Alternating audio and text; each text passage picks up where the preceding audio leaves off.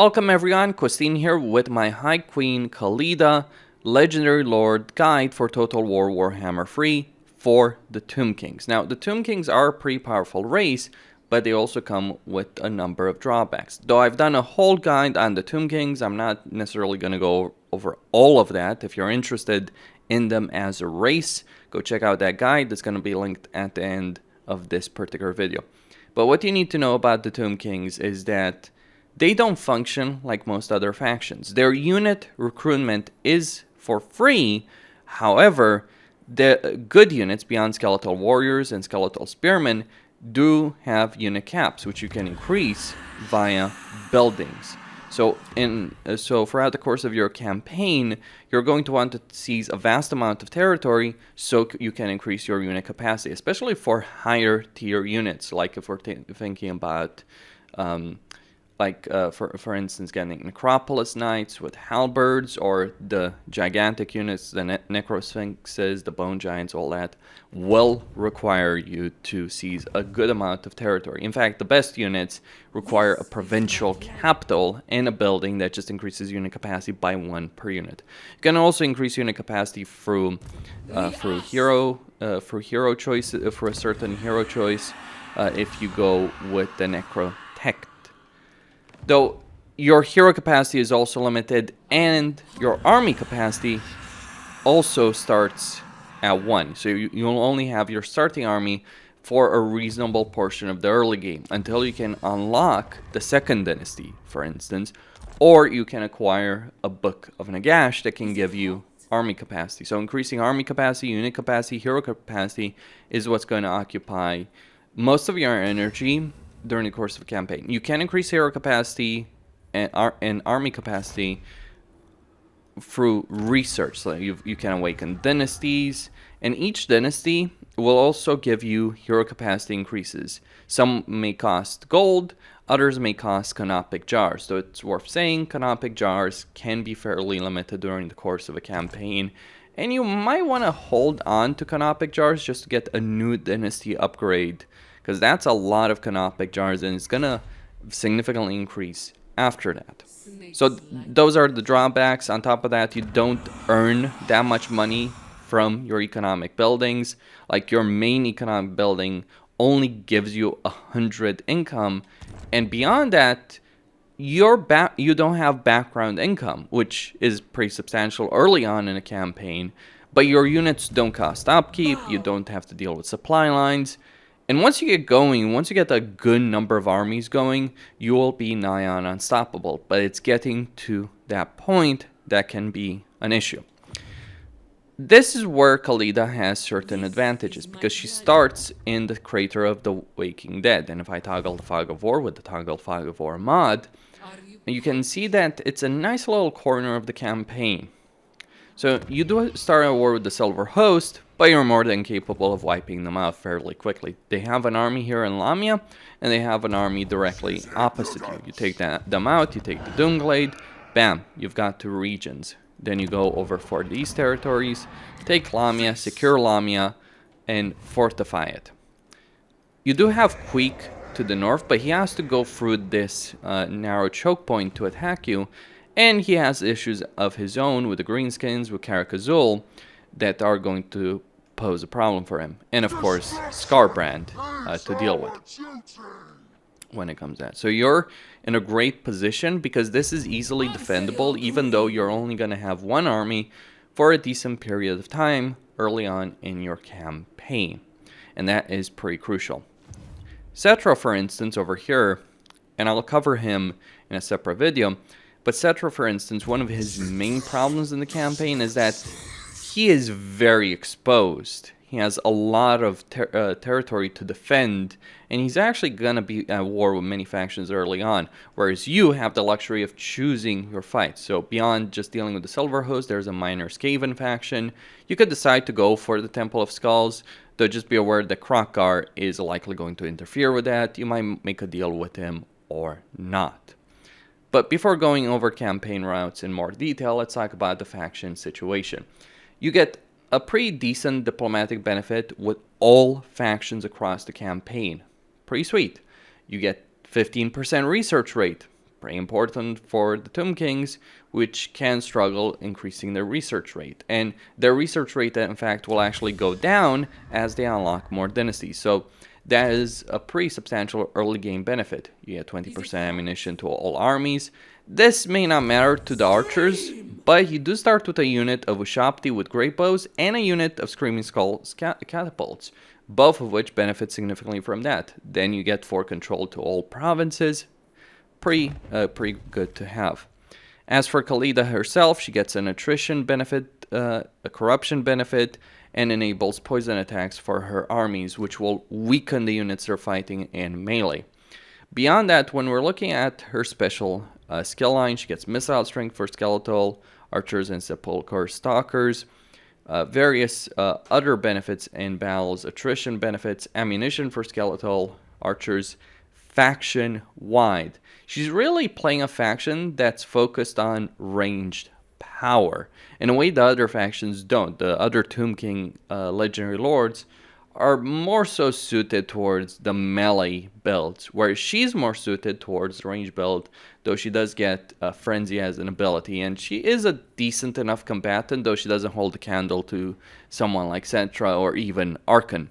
She doesn't have a magic tree, she has a pure melee tree, which isn't really a downside, because with Cetra and with Archon the Black, it's not really worth investing in their magic trees, I feel, when you can invest in their melee trees. But yeah, she does have a pretty decent amount of benefits, and she also starts with the Lich Priest. Now, Lich Priests are great because they can get the Elixir of Immortality at rank 12, so they can get immortal faster than other heroes. The only thing you can lose in a battle that actually is worth it, the only thing you can lose would actually be the heroes. The lords can't be killed, the heroes can. As for the army itself, like if you can recruit it in the first place, then you can easily recruit it again. Sure, you would lose the unit ranks, but you're not going to pay. You're not going to end up in a situation where you have to pay for that. So, Khalida does have a pretty good starting situation. What should you do with that starting situation, as well as the faction benefits that she does have? Well, you should take out this army over here of the Silver Host, take the Doomglade, move over here, make a circle, take Lamia. What do you do after? Well, you could decide to go after Queek, Head Taker, wiping him out before he becomes a major threat. Though just bear in mind that you might be strengthening the greenskins over here, and you might end up having to deal with them on your own if you do so. You could also choose to ignore Queek. He's not going to be long for this world, regardless, between Karak Azul and Scarbrand, as well as the greenskins here, maybe even Malagor. Queek generally tends to lose the campaign. He does give it a good showing early on, but he eventually gets overwhelmed by the enemies. Especially if Emmerich decides to join in the fray. And by the way, Emmerich can be a great ally for you to have, because with that diplomatic benefit, although it's not enough to deal with the aversion that you may face, it's also not enough to deal with the prejudice the AI has against the player. It can give you a good head start when it comes down to it. I would personally avoid going north, unless Queek declares war on me. But even then, even if Queek declares war on you, Lamia is going to be a provincial capital, and Queek is going to have to pass through it to invade the rest of your territory. I would build up this barracks instantly, start building it up instantly on turn 1. It will take 3 turns. It will give you Tomb Guard capacity. Once you've taken control over this initial province, as well as Maroc, you should move on to take Karak-Orund, the Grana Massif, and then Mount Arcos, assuming he hasn't been captured by Forik. And you're going to want to wipe out Forik. It's nothing personal. In fact, he could be a great ally, but there is something that Tomb Kings do care greatly about, and that is, of course, the Books of Nagash, the 8 Books of Nagash. Now, here's the thing about the Books of Nagash. The Books of Nagash are in set locations if you're playing a particular legendary lord. Like, where the books are will depend on the legendary lord in question. But the effects are randomized. So you might get the book over here in the Lost Plateau that might give you this particular effect. The one book you really want early on in the game is the 5th book of Nagash, because this will double your army capacity and give you a lot of unit capacity for Tomb Guard to Halberds, and Skeletal Warriors, and Skeletal Chariots. Suffice to say, the Tomb Guards and Tomb Guards with Halberds being able to increase that from very early on in the campaign is a significant benefit in terms of your campaign power. And if you can get it over here in the last plateau, then you should. But even if it's another book, even if you would accept a situation like this, where the 5th book is in an army, rogue army over here, though it's not an easy army to deal with, I gotta tell you. But even if you were to accept a situation like this, you'd still want to take the last plateau. I mean, 50% effectiveness to commandments may not seem like the best benefit, but it's still a pretty good benefit. So you're going to want to take the last plateau. Problem is, regardless of what you do, Forik is always going to take the last plateau by the point you arrive, and you have to take it by force in order to get the book. You might be able to take Carrick or Rund and the Granite Massif and maybe Arakos itself and trade those to Forik in exchange for the last plateau, and then trade the last plateau back to him. But it is a long shot at best. You won't have the money to bribe Forik. That's also another problem. Beyond that, though, you might want to take at least a portion of the Kingdom of Beasts province, if not all of it. Maybe you even delay going after Forik until you can take the Kingdom of Beasts province. Though you may end up coming in conflict to Krokar, though you do have that diplomatic benefit to consider. And the faction that controls it, the Skaven faction, is one that he is at war with, so he probably will look favorably on you wiping them out. You may either capture the entire province yourself, or portions of it. If it's only a portion of it, trade it to Krokar, get the money, get the diplomatic relations, get the military alliance with him, if at all possible.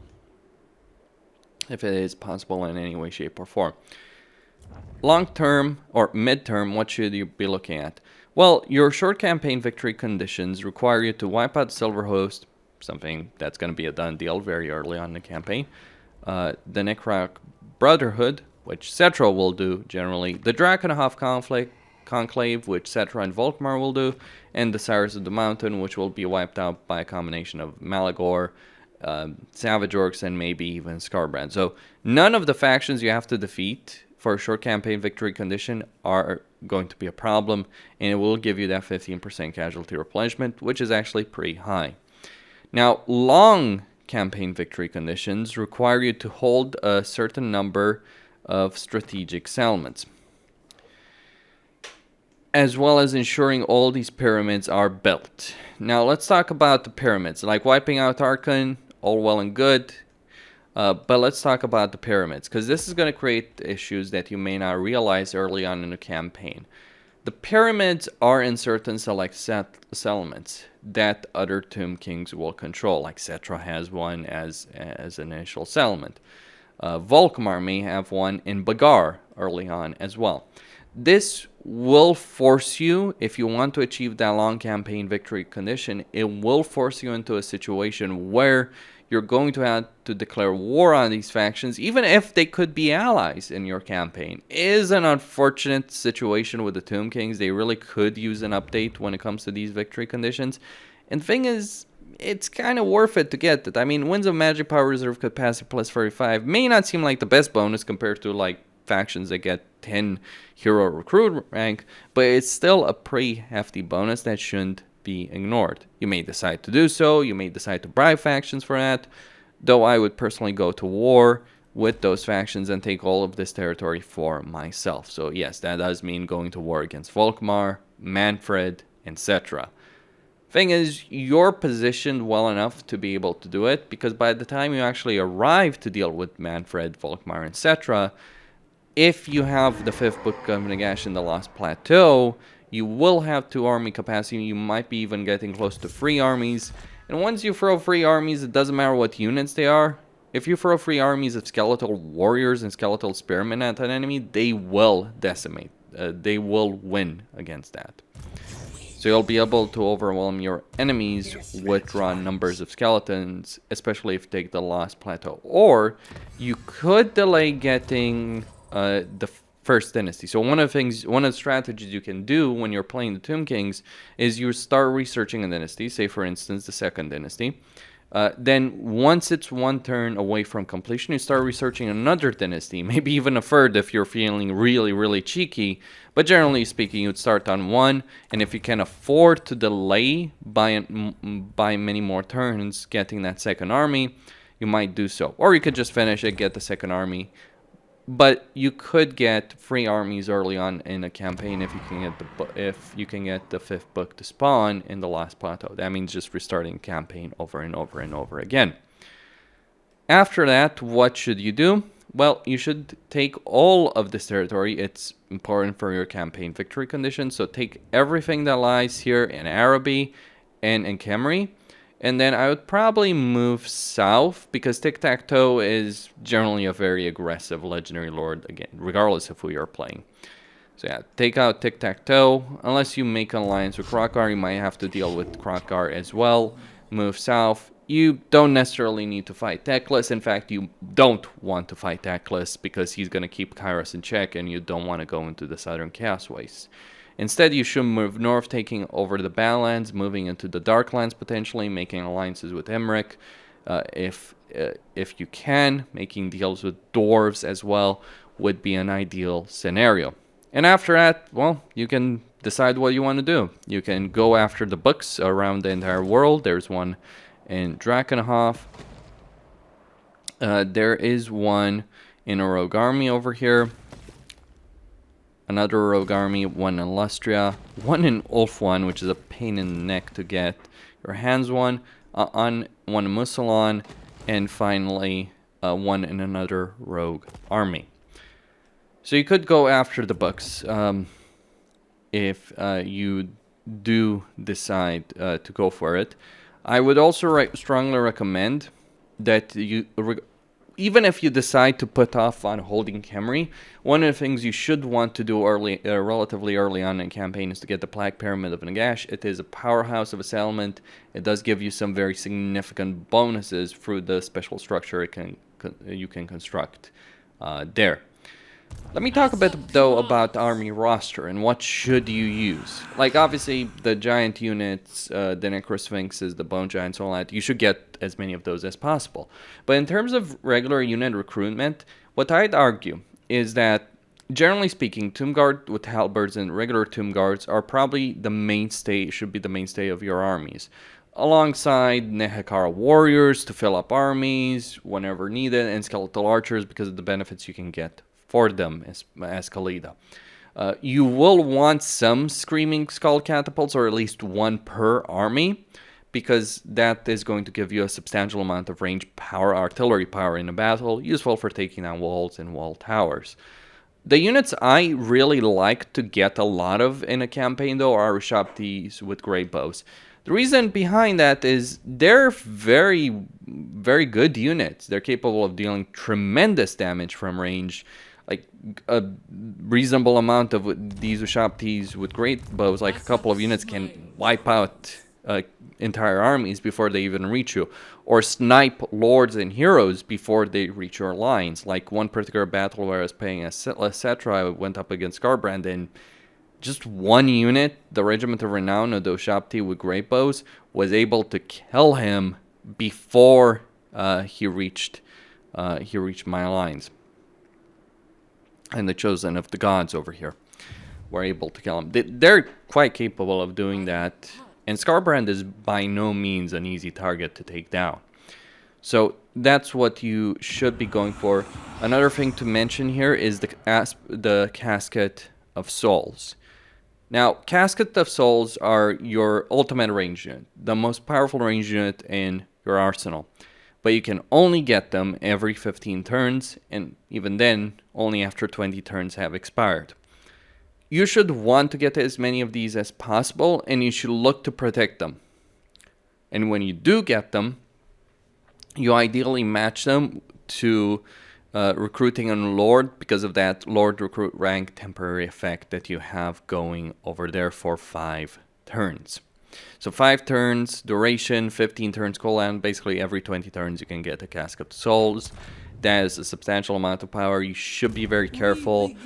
Add the first one to Khalida's army, add the second one to a very powerful army that you're going to have going by that point. But just do your very best to protect them, because losing them, it's hard to get over losing any of those Casket of Souls. And yeah, just take the entirety of your beginning province, then conquer the entirety of Camry and Araby. The pyramids are important and give you various benefits.